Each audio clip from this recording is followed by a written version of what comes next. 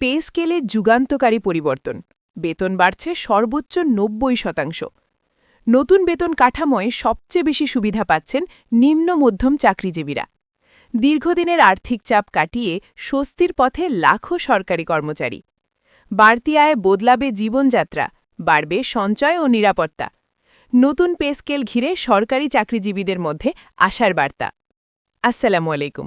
আপনি যদি একজন সরকারি চাকরিজীবী হয়ে থাকেন, নবম পে স্কেলের আপডেট সবার আগে পেতে আমার চ্যানেলটি সাবস্ক্রাইব করে দেন এবং আমার ভিডিওতে লাইক করে দেন। ধন্যবাদ। পে স্কেল নিয়ে আলোচনা মানেই কেবল সংখ্যার হিসেব নয়, এটি লাখো পরিবারের দৈনন্দিন জীবনের সঙ্গে জড়িয়ে থাকা এক বাস্তব গল্প। বছরের পর বছর ধরে যেসব সরকারি কর্মচারী সীমিত আয়ে সংসার চালিয়ে এসেছেন, যাদের বেতন বাড়ার খবর মানেই নতুন করে স্বপ্ন দেখার সুযোগ, এই পে স্কেল পরিবর্তন তাদের জন্য শুধুই একটি প্রজ্ঞাপন নয়, বরং জীবনের মোড় ঘোরানো এক অধ্যায়। ৯০% পর্যন্ত বেতন বাড়ার ঘোষণা প্রথম শুনলে অনেকের কাছেই অবিশ্বাস্য মনে হতে পারে, কারণ অতীতে বেতন বৃদ্ধি হলেও তা সাধারণত ২০ থেকে ৩০% মধ্যে সীমাবদ্ধ ছিল। কিন্তু এবার যে কাঠামোর কথা বলা হচ্ছে, সেখানে নিম্ন ও মধ্যম গ্রেডের কর্মচারীদের জন্য বাড়তির পরিমাণ তুলনামূলকভাবে অনেক বেশি। এই বাস্তবতা বোঝার জন্য আমাদের ফিরে তাকাতে হবে পুরনো বেতন কাঠামোর দিকে। দীর্ঘ সময় ধরে সরকারি চাকরিজীবীদের বেতন কাঠামো বাস্তবতার সঙ্গে তাল মেলাতে পারেনি। নিত্যপণ্যের দাম বেড়েছে, বাসা ভাড়া বেড়েছে, চিকিৎসা খরচ বেড়েছে, সন্তানের শিক্ষা ব্যয় বেড়েছে, কিন্তু বেতন সেভাবে বাড়েনি। ফলে সবচেয়ে বেশি চাপ পড়েছে নিম্ন ও মধ্যম আয়ের কর্মচারীদের উপর। মাসের শেষে এসে হিসেব মেলাতে গিয়ে অনেককেই ধার দেনার আশ্রয় নিতে হয়েছে। এই বাস্তবতা রাষ্ট্রও অস্বীকার করতে পারেনি। নতুন পে স্কেলে মূল লক্ষ্য রাখা হয়েছে এই বৈষম্য কমানো। উচ্চ পদে যারা আগে থেকেই তুলনামূলকভাবে ভালো বেতন পেতেন, তাদের চেয়ে নিম্ন গ্রেডের কর্মচারীদের বেতন বৃদ্ধির হার বেশি রাখা হয়েছে। এখানেই আসে সেই আলোচিত ৯০% বৃদ্ধির বিষয়টি। যদিও এটি সবার ক্ষেত্রে সমান নয়, তবে যেসব গ্রেডে বেসিক বেতন খুব কম ছিল, সেখানে বৃদ্ধির হার তুলনামূলকভাবে অনেক বেশি।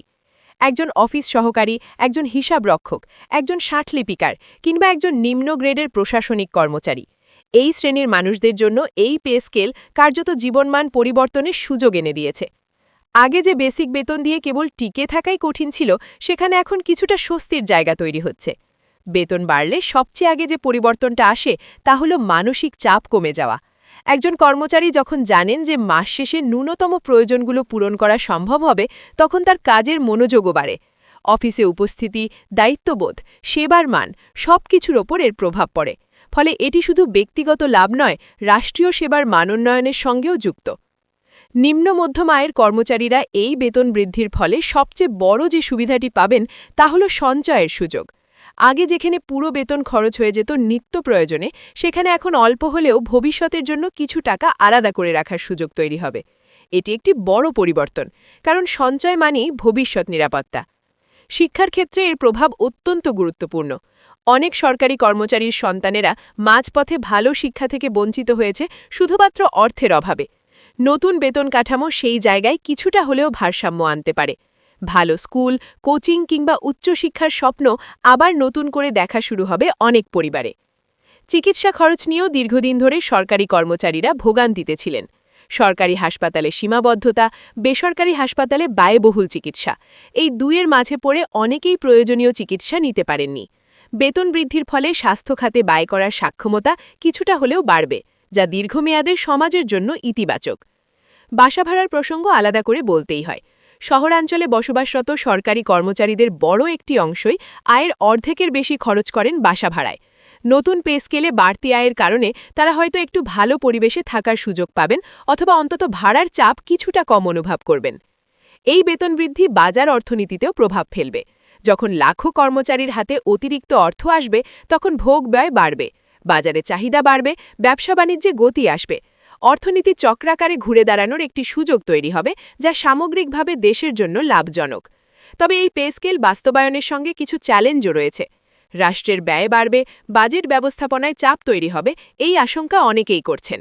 কিন্তু এখানে মনে রাখতে হবে, সরকারি কর্মচারী কোনো আলাদা শ্রেণী নয়, তারাও দেশের অর্থনীতিরই অংশ। তাদের আয় বাড়লে কর আগায় বাড়বে, ভোগ ব্যয় বাড়বে, যা আবার রাষ্ট্রীয় কোষাগারেই ফিরে আসবে। নিম্ন মধ্যম চাকরিজীবীদের জন্য এই পে স্কেল একটি সামাজিক স্বীকৃতির মতো কাজ করছে। দীর্ঘদিন ধরে যে অবহেলা অনুভব করছিলেন, এই নির্দেশনা সেই ক্ষোভ অনেকটাই প্রশমিত করবে। একজন কর্মচারী যখন রাষ্ট্রের কাছ থেকে ন্যায্য পারিশ্রমিক পান, তখন তার মধ্যে দায়িত্ববোধ আরও দৃঢ় হয়। অনেকেই প্রশ্ন তুলছেন, এই ৯০% বৃদ্ধি কি স্থায়ী সমাধান? বাস্তবতা হলো এটি একটি বড় পদক্ষেপ হলেও চূড়ান্ত সমাধান নয়। মূল্যস্ফীতি নিয়ন্ত্রণ, বাজার ব্যবস্থাপনা, আবাসন সুবিধা, চিকিৎসা ও শিক্ষার ব্যয় কমানো, এই বিষয়গুলো সমানভাবে গুরুত্বপূর্ণ। পে স্কেল একা সব সমস্যার সমাধান করতে পারবে না, তবে এটি একটি শক্ত ভিত্তি তৈরি করতে পারে। গ্রামাঞ্চলের সরকারি কর্মচারীদের ক্ষেত্রেও এর প্রভাব আলাদা। শহরের তুলনায় খরচ কম হলেও গ্রামে আয় বাড়ার ফলে জীবনযাত্রার মান উন্নত হবে। বাড়িঘর মেরামত, কৃষিতে নিবেশ, ছোট ব্যবসা শুরু করার মতো সুযোগ তৈরি হবে। নারী সরকারি কর্মচারীদের জন্য এই পে স্কেল একটি বড় সহায়ক ভূমিকা রাখবে। কর্মজীবী নারীরা সংসার ও চাকরির দ্বৈত চাপ সামলান। বাড়তি আয় তাদের অর্থনৈতিক স্বাধীনতা বাড়াবে, যা সামাজিক পরিবর্তনের জন্য অত্যন্ত গুরুত্বপূর্ণ। অবসরপ্রাপ্ত কর্মচারী ও পেনশনভোগীদের ক্ষেত্রেও এর প্রভাব পড়বে। নতুন পে স্কেলের সঙ্গে পেনশন কাঠামো সমন্বয় হলে তাদের জীবনমানেও ইতিবাচক পরিবর্তন আসবে। যারা সারা জীবন সরকারের সেবা করেছেন, তাদের জন্য এটি এক ধরনের সম্মানজনক স্বীকৃতি। সব মিলিয়ে বলা যায়, পে স্কেলের ৯০% বেতন বৃদ্ধি কেবল একটি সংখ্যাগত পরিবর্তন নয়, এটি একটি নীতিগত সিদ্ধান্ত, যার কেন্দ্রবিন্দুতে রয়েছে নিম্ন মধ্যম আয়ের মানুষের জীবনমান উন্নয়ন। এই সিদ্ধান্ত সঠিকভাবে বাস্তবায়িত হলে তা শুধু সরকারি কর্মচারীদের নয়, পুরো সমাজের ওপর ইতিবাচক প্রভাব ফেলবে। এই পরিবর্তনের মধ্য দিয়ে রাষ্ট্র একটি বার্তা দিচ্ছে যে পরিশ্রমের মূল্য দেওয়া হবে, ন্যায্যতা প্রতিষ্ঠা করা হবে এবং যারা দীর্ঘদিন ধরে অবহেলিত ছিলেন তাদের জীবনে স্বস্তি ফিরিয়ে আনার চেষ্টা করা হবে। নিম্ন মধ্যম চাকরিজীবীদের জন্য এই পে স্কেল তাই শুধুই বেতন বাড়ার খবর নয়, বরং নতুন করে বাঁচার সাহস পাওয়ার গল্প।